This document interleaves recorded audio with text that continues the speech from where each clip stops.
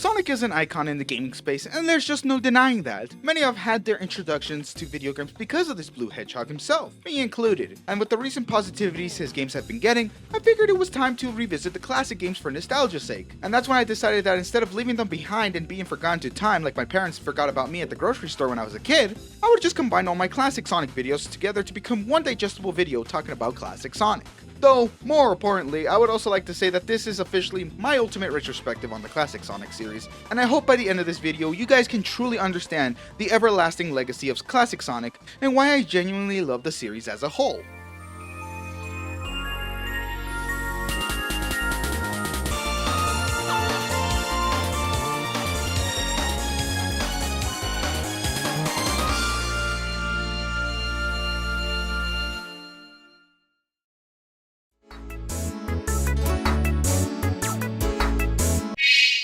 Picture this, it's 1991 and Nintendo's out here ruling the video game industry with the abundance of games they have under their belt. It's honestly not hard to see why they're still able to make systems and games these days because of the quality they put into their products. From handhelds like the Game Boy to the widely known Nintendo console, the NES, no one was close to smoking the Nintendo pack and proved that they could compete against this juggernaut of a company. The same was said when the SNES dropped, or was it? On August 13th of 1991, Super Mario World came out, and with the results show the greatness of the game as it sold 20.6 million copies worldwide. However, 2 months prior to the game, SEGA would drop one of the most elite games known to man, one that would not only outsell Super Mario World, but would be released on a video game console 2 years into its lifespan, the SEGA Genesis, or Mega Drive if you were outside of the US. I don't know why they called it that, weird. The success of this one video game alone made Nintendo tweak out. The sequels would do much better later on, but that's a story for another time. This one game alone proceeded to still be a widely recognized icon to this day. However, we gotta go back in time for a second to understand what SEGA did to get out of fraud watch, because we all know damn well how amazing SEGA's track record is when it comes to making decisions.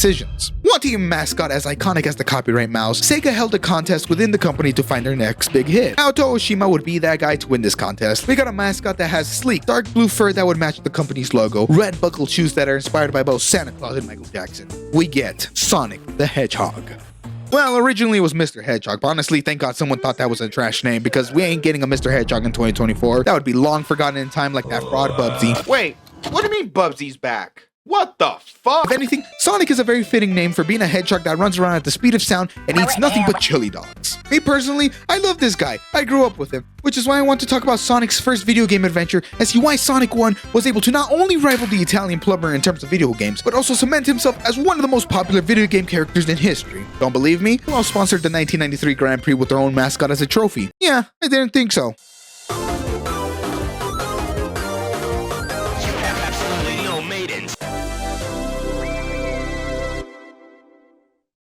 When it came to creating Sonic, SEGA was so adamant to codename the project as Defeat Mario. Now, I don't know about you, but this is levels of hate I can get behind. Reverse Flash levels of hating even. No, I'm not a hater of Mario. I actually like the man. I actually glaze that man a lot. But this video ain't about him. It's about Sonic. That glazing will be on another video. To help create Sonic, Yuji Naka would come on board to help with designing levels, which, if you aren't aware of the works he's done, is mainly recognized for his work on Phantasy Star. After some work has been done, a huge argument sprawled out on how fast Sonic should be because some people didn't like how fast he was going. Oh, ain't that a lie? Sonic's gameplay would be created to only use directional pads and one singular button. Very simplistic gameplay like Mario's, but one that would be welcoming to both casual gamers and hardcore MLG players. Gotta crank them 90s, you know? I'm glad this was done because can you imagine having Sonic busted down like Shantae with button inputs? Yeah, Shantae came out at a later time, but my point still stands. Wait a minute. With an ambition on what Sonic Team wanted for their first game to be, how fun is the game? And is it still fun to play Sonic the Hedgehog to this day? Short answer, yes. Long answer, yes, but with a lot of yapping. And let's be honest, this is a YouTube video, so I know you don't want a short answer. So come here, sit down, and get ready to listen to me yap about Sonic. To truly get a feel of how it felt to play Sonic back in the 90s, I decided to play classic mode on Sonic Origins, and avoid using the spin dash at all times to see how people even played a Sonic game without using that god tier move known as the spin dash. Now, I know what you may be wondering. Why not play it on an original Genesis or play on Sonic Mega Collection? First off, in this day and age, everything's a collector's item, and I'm not dropping $100+ for a Genesis. While I can't get Mega Collection, I'm not gonna wait to buy it online or risk getting mugged because I trusted some shady individual on Facebook Market. That, and I already have Origins twice. So, immediately booting up Sonic 1, you are welcome with one of the most fire intros ever.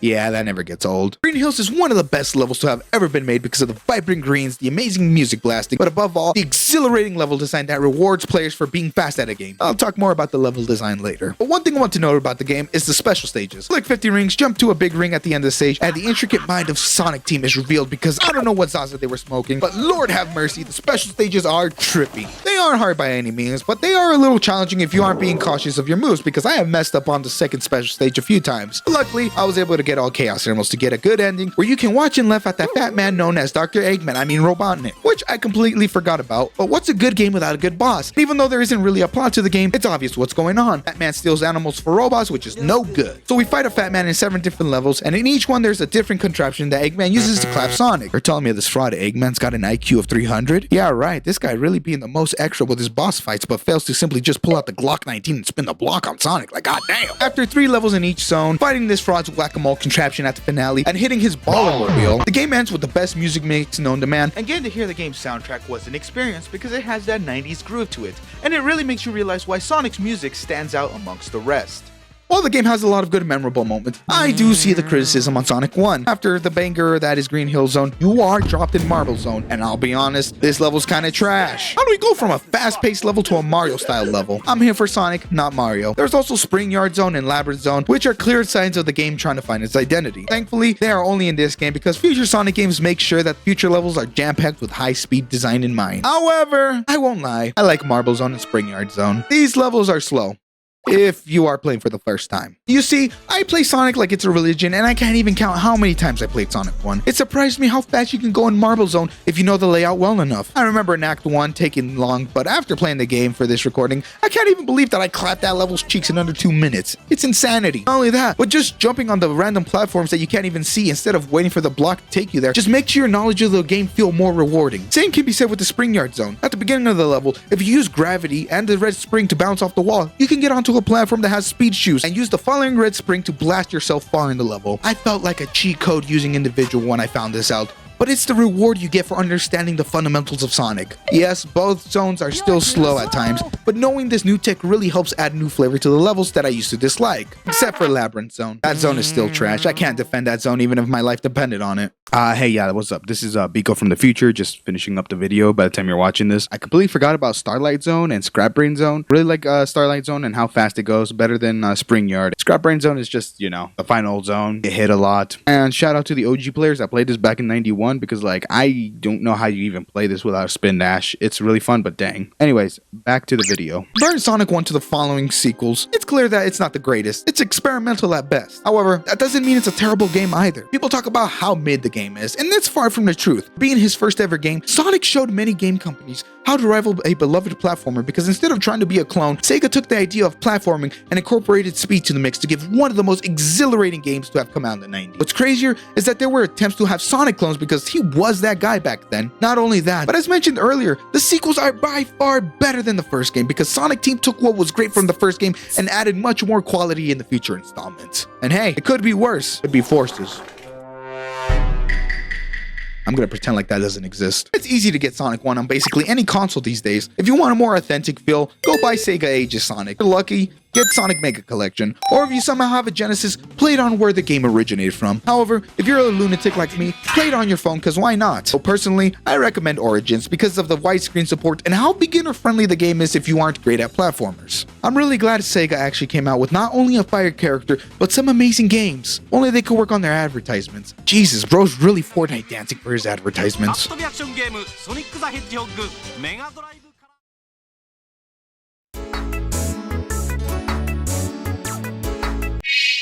I love Sonic as much as the next deranged obsessed fan does, but I cannot deny Sega cannot cook in the kitchen when it comes to making consoles. Aside from the Genesis, the rest often fall flat, especially that Sega CD. Regardless, that didn't stop Sega from getting one of the best masterpieces to ever come from the Sega CD's library. If you couldn't tell from the title, it's Sonic CD. Alright, thanks for watching. Sonic CD is canonically the sequel to Sonic the Hedgehog 1, even though it was released back in 1993, a whole year after Sonic 2. Thank God Sonic Origins confirmed that CD is the canon sequel, but this is starting to feel complex like that fraud Sora with his video game series lineup. Seriously, why do I need to play Kingdom Hearts Yu-Gi-Oh! Edition just to understand Kingdom Hearts 2? Anyways, getting sidetracked here. I personally refer to Sonic CD as Sonic 1's DLC because originally this was supposed to be a Sonic 1 port for the Sega CD, but eventually Naoto Oshima, when creating this, looked at it and said, nah, I'm gonna do my own thing, and just made a whole new video game. It's currently 2 a.m. when writing this, and I want to sleep, but as the great Sonic ambassador once said, Don't sleep. You must not sleep. Wake up. Jesus, please. so with that said, with my lack of sleep, I will tell you guys why Sonic CD is secretly a masterpiece. From the gameplay to the music, there's just a lot that can be enjoyed from Sonic CD that even outclasses the likes of Sonic 2, and dare I say, Sonic 3 and Knuckles? Oh, brother, this guy stinks! Okay, settle down. I know I'm not the only one with this kind of opinion. Ain't that right, Sonic? I'm out of here. Wait, Sonic, where you going? Sonic, where you going? Just like every classic Sonic game that I've talked about so far, there's always a way to play it. And in the case of Sonic CD, the Sega CD, Sonic Gems Collection, if you want to make a bad financial choice, go for it. Dark Web? Yeah, probably. Though, because I am somewhat of a contributing member to society that totally doesn't commit tax fraud, I decided to play Sonic CD on my phone and Sonic Origin. And those two will be the versions you see on the video today. Wait a minute, does that technically make me a mobile gamer?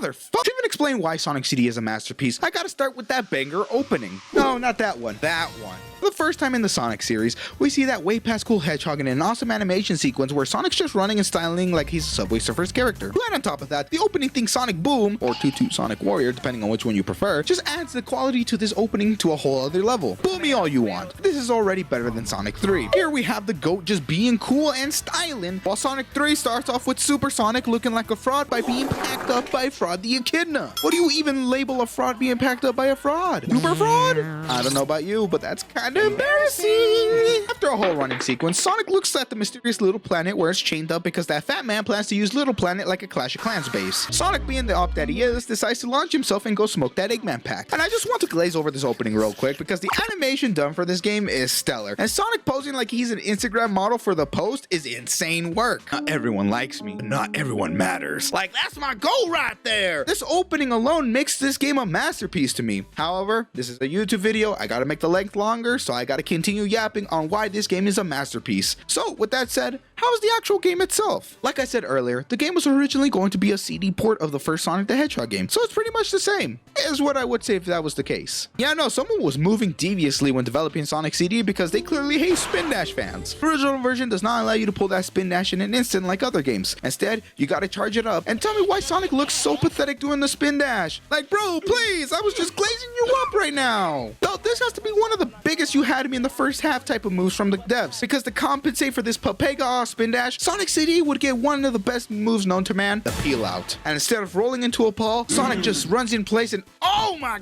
god, why is this so raw? I want to apologize to Naoto and the other devs on Sonic CD because I was not familiar with your game. Sonic is just standing there with his raw aura and proceeds to take off like my dad did on New Year's Day. Aside from that sick nasty peel out, the levels have to be one of my favorite level designs in classic Sonic games because of how bizarre they can get. From the vibrant Palm Tree Panic, the flashy Stardust Speedway, there's just so much to take in from these levels. And one aspect that makes Sonic CD different from the other games is the heavy emphasis on exploration. The reason for exploration is because Sonic is now a speedster due to the fact that he can literally time travel in this game. Just touch a signpost that says past or future and make sure you're constant with your speed and boom, time travel. Now why is time travel a thing in Sonic CD? Well, Fat Man is actually smart for once and took over Little Planet with and took over Little Planet like it was a Mario 64 speedrun. Because of that, Sonic needs to go back in time and destroy the Fat Man's machines to ensure a good future for each zone. That's right, your choices matter because failing to destroy the machines leaves Little Planet enslaved to Eggman's evil ways. Which I gotta say, I kinda see the vision. Like, yeah, cool, free the Little Planet from being trapped, but you could totally make profit out of this and become filthy rich. Hashtag capitalism rocks. I honestly like exploring to destroy the machines because it actually changes the future outcome of the zone. You see, if you go to the future without destroying the machine first, the zone becomes a bleak, sad world where capitalism drains the Little Planet dry. However, destroying the machines first and then going to the future shows the beautiful outcome that each zone can get once you destroy Eggman's machines. Speaking of outcome, the soundtrack changes too depending on the timeline you're in. You have to listen to it for yourself to understand what I'm talking about. But I gotta tell you, when I heard Stardust Speedway's Bad Future theme, I was starting to get jiggy with it. However, the good future makes me feel like I'm entering that fifth dimension. Like, bro, who let the devs cook on this game? Because right now, this is some gourmet eating that I'm having. To end my tangent on the soundtrack, there's also two different soundtracks because the US wanted to be different for some reason. I won't lie, they have some bangers too, but they just can't compete with the heat that is the Japanese soundtrack.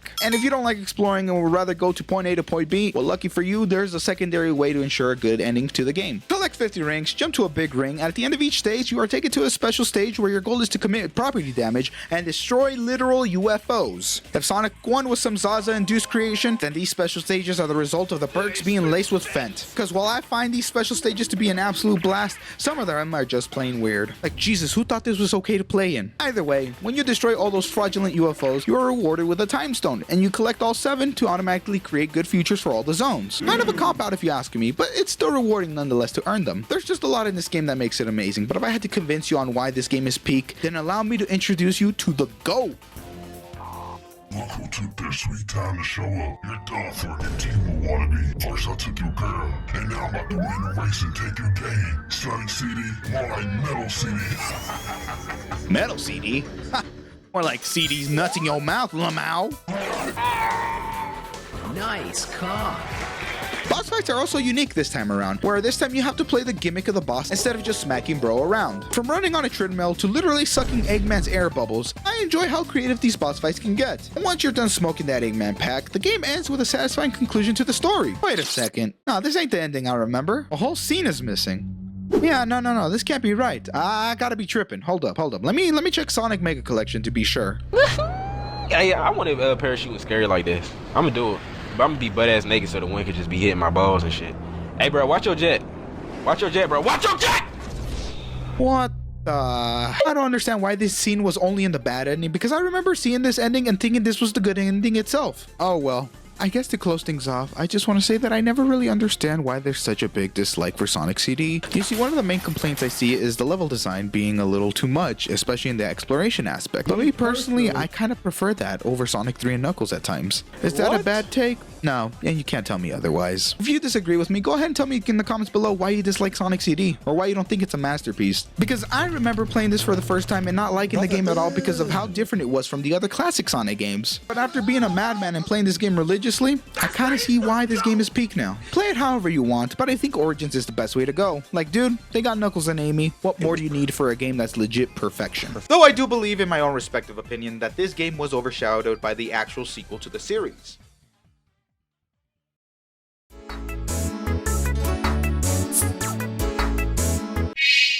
Video game sequels are often placed on a higher pedestal because it is usually the result of the first game being a successful hit amongst consumers. Whether it's shooters like Halo 2 or horror games like Silent Hill 2, all of them have one thing in common: the improvement that was from the first game. The same could be said when Sonic the Hedgehog 2 dropped. Who would have thought that the blue hedgehog that runs fast and eats chili dogs would capture the hearts of many when it comes to video games? SEGA must have thought that because whatever Zaza they were smoking must have been otherworldly, like Omni-Man being dropped in Fortnite. You see, SEGA wanted another Sonic game that would smash records, so they gave the newly formed SEGA Technical Institute less than a year to make a sequel to Sonic 1. Some way, somehow, Sonic the Hedgehog 2 was dropped on Tuesday, November 24th, 1992, on what SEGA would dub as Sonic Tuesday. Oh god, that is so terrible. While there's debate on which classic Sonic game is the better game in the series, it can't be denied how successful Sonic 2 is, because to this day there are still copies of Sonic 2 being sold, not on Genesis, but it can be played on basically anywhere. I honestly would not be surprised if someone found a way to play Sonic the Hedgehog 2 on a Samsung smart fridge. And that's when I started asking myself,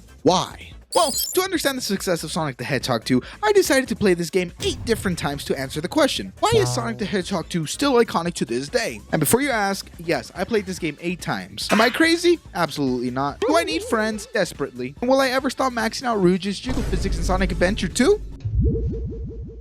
Play the intro.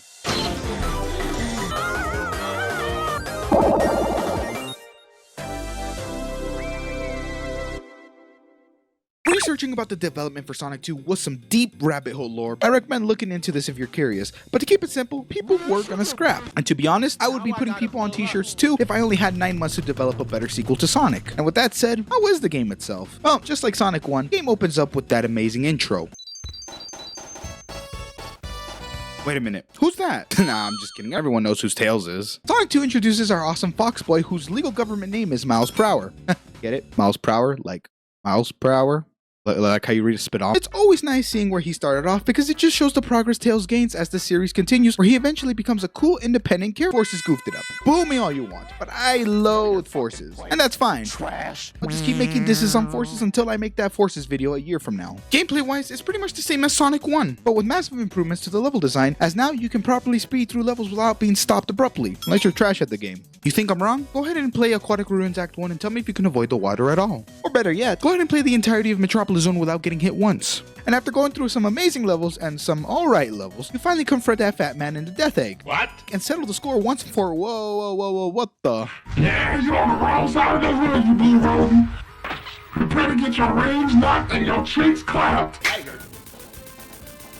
Anyways, after packing up that fraud Mecha Sonic, you chase after Eggman and oh my god, how the hell is he outrunning Sonic? Usain Bolt got nothing on this man. I don't know what training regimen he's got, but he has got that sleeper build on him. And after a short sprint, Bro pulls out his Gundam OC and proceeds to run the ones. I won't lie, I've gotten packed up by the Death Egg robot plenty of times in the past, but after playing this masterpiece of a game 8 different times, I bent over Eggman and proceeded to give this guy the Gojo special. Soon after, the Death Egg starts blowing up, and so we pull a father technique out and start going after the milk. Sonic slowly descends as Super Sonic and the game ends. And honestly, a better plot than the story of Star Wars if you ask me. While the entire game itself is a blast, there is one part of the game that I was waiting until now to talk about. I had made a YouTube short where I talked about my favorite special stages in the classic Sonic series and I ranked them from the worst to the best. Some people did not like that I said that the half-pipe special stages were way better than the special stages from Sonic the Hedgehog 3. What preceded was some of the best comments I've ever read in my entire life. Never let bro have an opinion again. Bro has not played Sonic 2 special stages on the original hardware. Nah, Sonic 2 has the most infuriating special stages imaginable. It takes Tails 5 years to copy your movements. Tails doesn't cause any problems in Sonic 3. The hell's up with that? Now listen up, because I'm about to lay down some truth bombs. The Blue Sphere special stages from Sonic the Hedgehog 3 are the epitome of perfection, and here's why.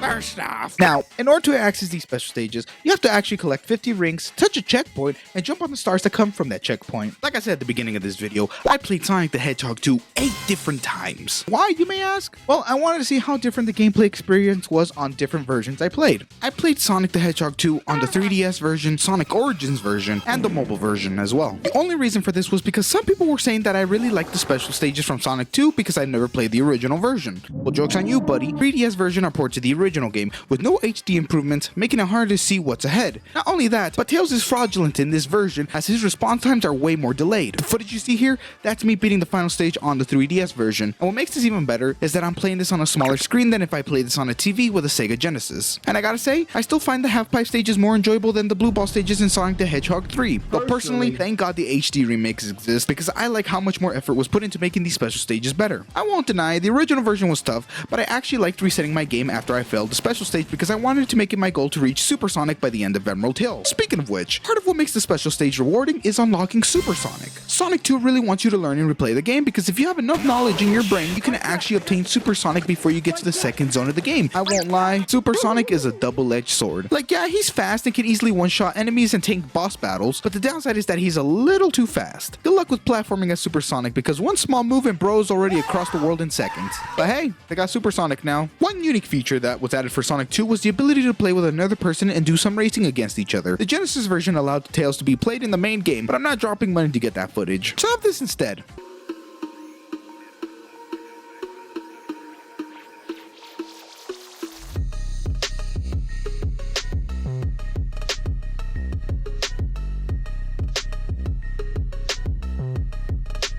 Mobile version is actually cool because you get your own screen to play, making the races intense as you don't know how far your opponent is to reach the goal. So if you somehow have friends with you to play Sonic 2, you can definitely have some fun racing against each other. And just like the first game, the sequel soundtrack in each zone is a bop. From the weird country style music in Hilltop Zone to that funky jazz in Chemical Plant Zone, you are in for a good time. I can see why Sonic the Hedgehog 2 stays iconic to this day. No matter what version you play, you're gonna have a fun, jam-packed adventure. I like to say that the best way to play Sonic the Hedgehog 2 is either through the mobile port or the Origins version, as those those two have way more replayability value depending on which one you get, with the addition of Knuckles in both Origins and the mobile port, and Amy being exclusive to the Origins version. That's pretty much it with me, crew. We've gone over why Sonic the Hedgehog 2 stays as one of the most iconic sequels of all time, but I won't deny, I like Sonic the Hedgehog 3 and Knuckles even more.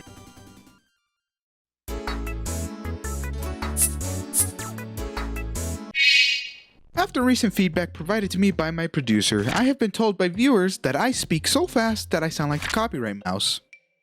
With that said, this episode of Yap Coda will be recorded slowly. The development of the game has to be one of the most goofy, convoluted developments I have ever read about. At this point, anyone who has known about Sonic knows what happened here. However, I know there are some Gerber individuals here who don't know a thing, so I'll be yapping and educating people because I am one of the most credible sources known to man. So STI, no, not the infection, the SEGA company, they started to lock in and create Sonic 3 right after Sonic 2. The original idea was a pseudo 3D gameplay, but somehow due to time constraints, they went to the OG 2D style. Thank God, honestly, because can you imagine the dumpster fire the game would have been if it was 3D? Oh my God, what did they do? On the real, I would actually like to thank McDonald's though. That's right, the Clown Burger joint, because they were the reasons for these development complications. Due to some goofy, promotional deadlines, Sonic 3 was given the Gojo treatment, all fraudulent and now in 2 pieces. Did I spoil JJK for you? Damn, well that sucks for you, because why aren't you reading Pete? Sonic 3 would be turned into 2 separate games, Sonic 3 and Sonic and Fraud. Because there is so much I want to say, I figured why not drag it out and make 2 different videos just like Sonic 3. God, Sega really can't make good decisions for my boy. You know what? No, that's it. I'm about to go find Ronald real quick and pack him up because that game didn't need to be split into 2. Then again, money! With that said, Sonic 3 is mid, and there's nothing you can do about it.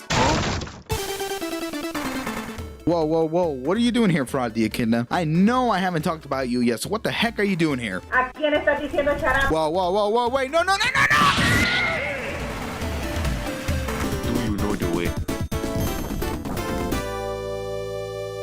After all that slander, I gotta at least start off with some semi-glazing. For being in the late 90s, the Genesis really locked in and made some fire 3D visuals because Sonic just looming over the island like he's Godzilla in Warzone is kind of fire. And that would be a fire collab if you asked me. Give me a Sonic skin for Warzone and I promise you, I'm making it to the big leagues. So Jimmy about to get clipped for my success on jaw. That's as much glazing as I'll give for Sonic 3. The game starts off with Sonic and Tails, or as I like to call them, Fraud and Tails, because bro drops like he's in a Fortnite match, goes Super Sonic, and proceeds to get packed up by my boy Knuckles. Lord, this generational fade is so devious that I gotta call Fraud by his real name and put my boy Sonic on Fraud Watch, because how do you have a super form and get punched out by a literal hot tamale? Not only that, but Knuckles hits Sonic with the Jamaican 60 and steals the Chaos Emeralds. This fade was so diabolical by Knuckles that I can't even associate with Sonic anymore. And me personally, I wouldn't take that level of disrespect. Sonic and Tails proceed to traverse through Angel Island to find the Fat Man and fold him like an omelet, because after blowing up the Death Egg, What? it happened to land on Angel Island, where he tricked Knuckles into helping him fight against Sonic. I got some opinions on Knuckles, but I'll save that for the next video, as he doesn't do anything in Sonic 3 but just chuckle and be a Division 1 glizzy gladiator by stopping us from progressing the game. Base Sonic 3 is one of the most difficult games to get these days because Sega wants you to only play Sonic 3 and Knuckles through Sonic Origins. The reason is for the game's soundtrack, but I'll go in depth later. All you need to know for now is that there's a certain musician who is accused of allegations, and those allegations may or may not have involved with striking a chord. Now, I'm not here making claims, guys, alright? I want to make that clear. I'm not trying to catch a lawsuit, so you can make your own opinion on that stuff. Now, Sonic Mega Collection is probably one of the only ways you can play base Sonic 3, but I still don't want to go out of my way to buy it or get risk getting caught lacking by the ops. So with that said, unfortunately, I don't even think I can even do this video anymore.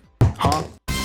Whoa, a random ROM copy of base Sonic 3 just dropped on my floor? How lucky is that it just dropped out of nowhere and not gained by other means? I gotta say, RetroArch is one of those wonderful tools that help for videos like this when random ROMs just drop on my doorstep. So that's how I'll be showing you my sick nasty MLG gameplay for this game. With that said, Sonic 3's gameplay is some gas. The high speed level designs are way better in Sonic 3, and so much quality has been added as each zone is continuous and feels detailed to the brim compared to the previous Sonic games. 1 minute we're in a cool, vibrant island, and then the next thing you know, we're in California. I just love how distinct each one is with all the layers there is to the background, making the games detailed to the max. Like seeing the Death Egg being rebuilt in Launch Bay Zone is pretty fire. There are even mini bosses at the end of each first act of each zone. But what's really cool is Oh, dude, I didn't realize you were chill like that, Sonic. There isn't much in terms of level quantity, as this game feels short, but we all know the reason for that. God, I mean it when I say I want to box up Ronald for Sonic. Speaking of which, Sonic also looks fresh out of the barber because bro looks like he's ready to clap cheeks like he's the booty warrior. Really, this isn't some foreshadowing at all. One thing I find cool about Sonic 3 in terms of gameplay is the shield power-ups. You got fire, electric, and bubble, and they serve as a defense in various conditions. While the bubble shield lets you breathe underwater and do a goofy bounce, fire gives you the Timu homing attack. The electric shield, however, lets you get extra rings like a GTA modder doing money drops, which helps so much when obtaining Supersonic. Oh yeah, there's double jumps too, but that's just trash. Not only that, but my boy Sonic got Infinity. For a split second, Sonic can conjure up a shield that helps him on widening the gap of an enemy possibly hitting you. Essentially, it just widens the attack radius for Sonic, and that itself is just immaculate. The same can be said with Tails, as this is the first time we see little bro actually fly with his tails. This is busted because if you know the level layout well enough, you can just fly across most of these obstacles like a cheat code using individual. But I gotta clown on him for a second because you can now play as just Tails and tell me why I can collect the 7 Chaos Emeralds and not have a super form. Bro, Sonic already on Fraud Watch, but Tails, he's going straight to the gulag because that's just embarrassing. Not even his stance changes the end of the game. Like, bro, what are you smiling for? You can't even go super. And I have said it a few times already, but yeah, there's a super form once again. Now, in order to get these special stages, Sonic 3 chooses a different method as well. Now you have to explore the levels extensively and find giant rings that are hidden within the levels and jump into them and play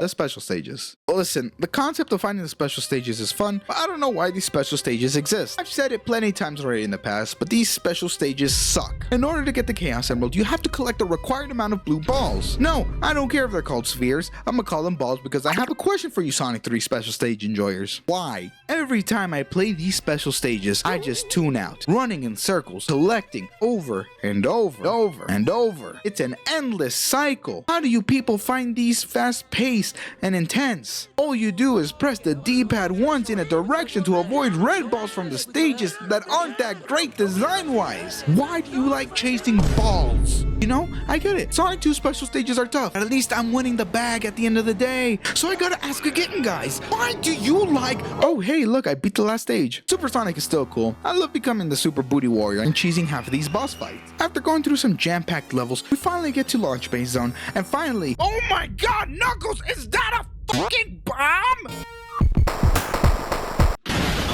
I don't know what Knuckles was smoking, but bro was on that demon time levels of different to be committing terrorism as a way to stop Sonic and Tails. If I was Sonic, personally, I would be running like the fraud I am because there's no way I'm trying to fight someone who's strapped like that. Once we avoid the free admission to the Juice WRLD concert, we fight the fat man's sorry excuse of a boss fight, hijack his whip, and watch this fraud knock himself down because the Death Egg is launching itself into space at long last. Oh wait, there's more! Eggman comes back for round 2, and so we start scrapping for the final time. Bro actually brings some hands to the fight. Bro 3 eats though. This is such a nothing burger of a final boss fight, and the game ends with the Death Egg falling, and Sonic poses.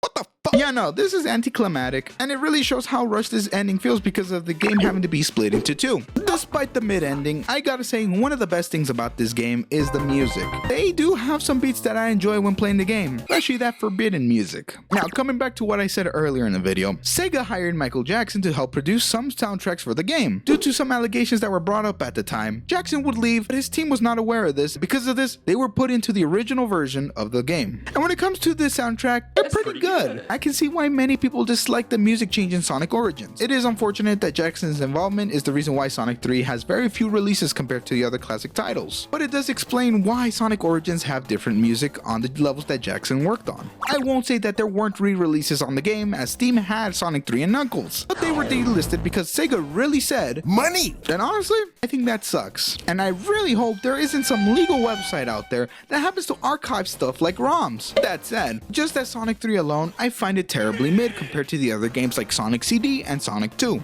I just really think it's the ending itself that ruined the entire game for me. I know that sounds like a nitpick, but it's just how I personally feel that I went through all this trouble just to have a very mid payoff. All because Sega wanted to have a commercial deal with a stupid clown. At least we get a really cool try again screen if you don't get all Chaos Emeralds. And well, hey, if you made it this far, just know I actually like Sonic 3 and Knuckles. But I like to rage bait people and talk about games based on how they originally came out. Personally, I've always found Sonic and Knuckles to be the better half of Sonic 3 as a whole. The reason is pretty simple, and it's the story. Level-wise, I find Sonic 3 to be slightly better than Sonic & Knuckles, but what makes up for that is the heavier emphasis on a story narrative that is shown throughout the levels and bosses. Yeah, a 90s game with a plot. Who would have thought? Sonic 3 does have story elements, but they are brief compared to Sonic & Knuckles. Unlike Sonic 3, where you play through a couple of levels only to have a fraudulent ending, Sonic & Knuckles delivers a strong conclusion to the game like the opening to Deadpool and Wolverine. I know they aren't the same, but I just wanted to talk about it because look how Deadpool is getting jiggy with it. Oh, Marvel finally cooked! With that being said, both games have their strengths and weaknesses, but what makes Sonic & Knuckles interesting is the lock-on technology. That's right, if you remember from part 1, I yapped about how there are different development complications because of a deal SEGA made with that goofy burger clown. I still give a bombastic side-eye to that decision, because it's just as bad as the lack of a Sonic 3 movie trailer. Sonic & Knuckles has an interesting doohickey where you can stack Sonic 3 on top of Sonic & Knuckles to make the real Sonic 3. I got a lot of glazing to do in this video, but right now, it's time to continue from part 1 and talk about how Sonic & Knuckles is the better half of Sonic 3. Huh? Nope! No. Get out! I've already paid top dollar to replace that door, and I sure as hell won't let you break it again.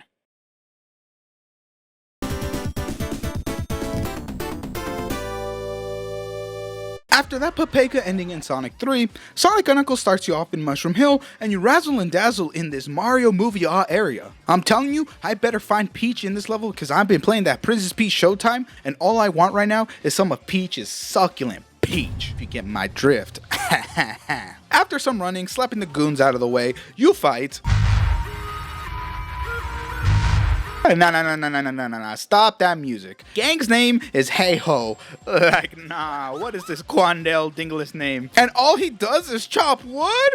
Oh, nah. This guy ain't a robot. He's Canadian. Now, if there's anything I know about Canadians, they're alright. But this Hey Ho individual is from Quebec. And I personally got beef with some Quebecians because they say some of the most zestiest lines ever and act like it's normal. So I had to bring the wrath of Zeus to fight this fraud. Once that zesty Canadian robo fraud has been slapped into the Shadow Realm, you continue to Act 2 and... Oh, brother! I'm not gonna lie, I am starting to get tired of this fraud stopping me from reaching that egg and clapping his yoke. I'm finally reaching my limit with this guy. Don't worry, little bro about to remember why this game starts with Sonic & Knuckles. After getting laid out like Gojo, we finally reach Eggman and slap his bald head enough times to forget that he's piloting a pear and crashes into a tree. Bro wasn't taking that disrespect, however, and he ends up dipping like my dad. However, Sonic's on his case and boards the plane, and I proceed to be on some demon time and speed run this entire level because I just want to get done with this game and go play more of Princess Peach Showtime, guys. I'm not gonna cap. I speed run through both acts of Flying Battery Zone and slap that fat man's head, which results in Bro blowing up his own ship and letting it burn down like my YouTube channel. Please tell me get monetized, guys. Sandopolis Zone, the zone where there's sand. And I'll admit, the background where you can see the pyramids and the sandy hills is actually kind of fire. If only we could have a better boss for Act 1. Seriously, you fight this Timu version of the Thing from the Fantastic Four. And all Gang does is waste my time by waiting for him to get to the end of the screen, slap his cheeks all the way to Brazil. After a speed run of solving a variety of puzzles and avoiding ghosts like I'm Luigi from Luigi's Mansion, we come to one of my favorite zones in the game, Lava Reef. The attention to detail in this game is just amazing, because at the beginning of Lava Reef, you can see the Death Egg in the far distance, and as you reach the end of the second act, you come closer to the Death Egg and realize that you're now on the side where the Death Egg was from Act 1. Oh my god, Knuckles! Is that a fucking boulder?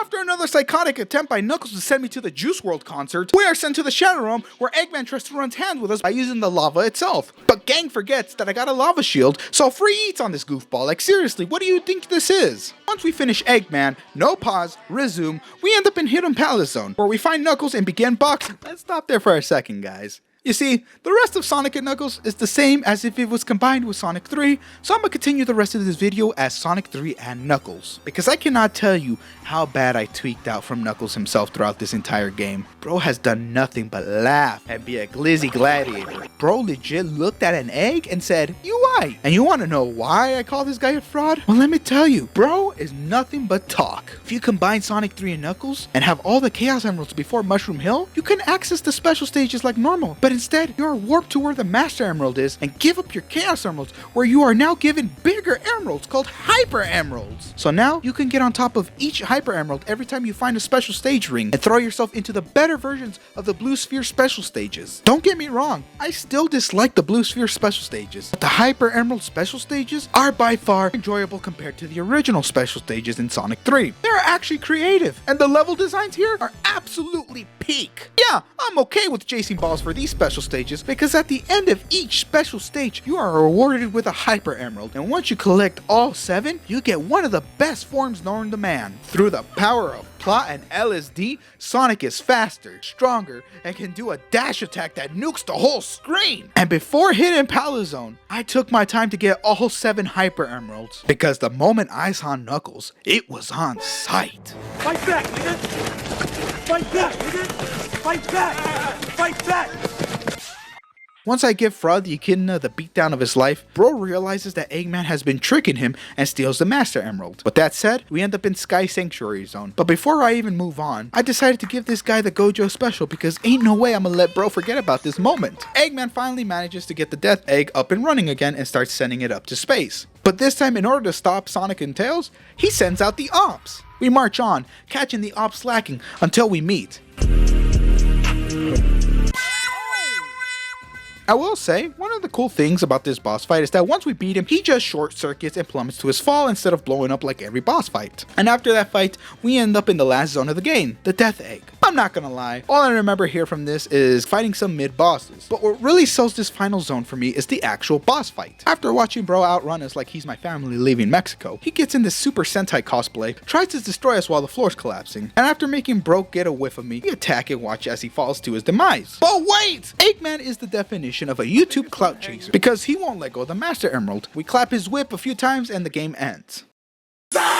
Doomsday Zone, a grand finale that I just love replaying because you transform into Hypersonic and chase Bro's ship. Seriously, how does he have all this on hand? And after dodging Bro's missiles and cheese him with it, he pulls out the Sentai mech again and flies away. And with a limited quantity of rings left, we have to speedrun to him like how I'm trying to speedrun my YouTube's downfall. And once we headbutt him a few times, Bro finally falls!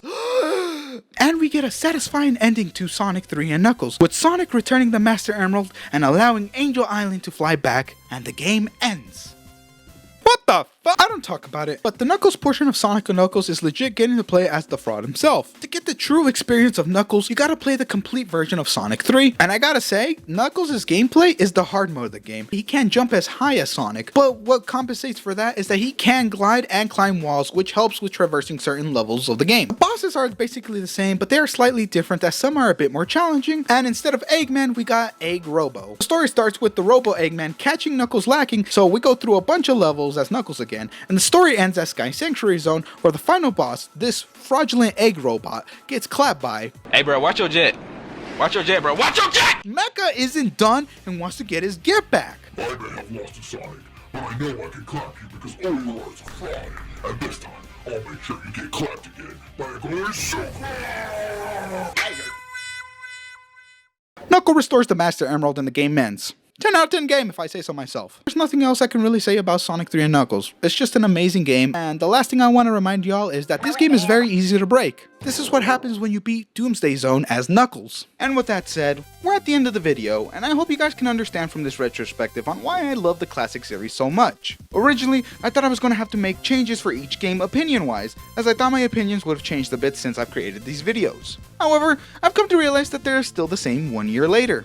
I still think that Sonic 1 is a fantastic start to the series, even though it doesn't hold up well compared to the other 3 installments. Though, I wouldn't say that's a bad thing, because Sonic 1 was the laying grounds on what Sonic could be and how he can be improved. It's evident when you look at Sonic 2, because the gameplay was improved drastically, opting for more high-speed level designs instead of slower platform-like levels that you would see in other platformer games. Sonic CD being my favorite out of the bunch, as it has a lot of unique concepts executed well for its time. And one that other classic Sonic games don't have, like the time travel mechanic and the uniqueness of the boss fights, to name a few. Finally, there's Sonic 3 and Knuckles, where I still think that it's a masterpiece when it's played together instead of separately. It has the most replayability out of all the classic Sonic games, and you get the true vision that Sonic Team was intending for this game to be when it's played combined. The level design and narrative are the best here, and it's no wonder why many love this game so much. Even though I personally am still not a fan of the special stages, though I can respect the idea that was done here for them. I think in time, I'll give these games another visit and see how I feel about them then. But for now, this is what I think about classic Sonic, and I want to thank you all for stopping by and watching this video. If you enjoyed it, make sure to like and subscribe, as I'm always making more Sonic content when possible. Anyways, I'm out of here guys, and next time you see me, I'll be trying a new video series that I hope you guys will enjoy. So stay way past Cool Crew, and I'll catch you guys on the next one.